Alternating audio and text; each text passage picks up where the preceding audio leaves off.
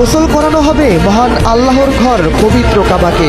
সাধারণ কোনো পানি দিয়ে নয়, হযরত ইসমাইল আলাইহিস সালামের স্মৃতি বিজড়িত কূপ জমজম থেকে তোলা হবে পানি। তার সাথে মিশানো হবে তায়েফ থেকে আসা বিশেষ গোলাপ জল। এরপর খাঁটি উদের বিশেষ সুগন্ধি মিশিয়ে সেই পানি দিয়েই ধোয়া হবে পবিত্র কাবাকে।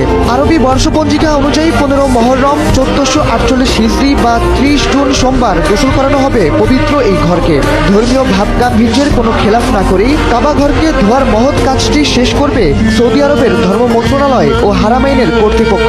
প্রতি বছরের মতো এবারও 30 জুন এই উপলক্ষে সৌদির রাষ্ট্রীয় অনুষ্ঠানে অংশ নেবেন মুসলিম বিশ্বের আনাচে কানাচ থেকে আসা শীর্ষস্থানীয় ইসলামিক ব্যক্তিত্ব, চিন্তাবিদ, আলেম ও বিভিন্ন দেশের রাষ্ট্রদূতরা। জানা গেছে ইতোমধ্যেই কাবা শরীফকে ধোয়ার কাজ শুরু হয়ে গেছে। মঙ্গলবার রাতে এশার নামাজের পর পবিত্র কাবার দরজার গিলাফের অংশটি ওপরে তুলে দেওয়া হয়েছে, যাতে আমন্ত্রিত অতিথিদের ভেতরে যাতায়াতে কোনো সমস্যা না হয়।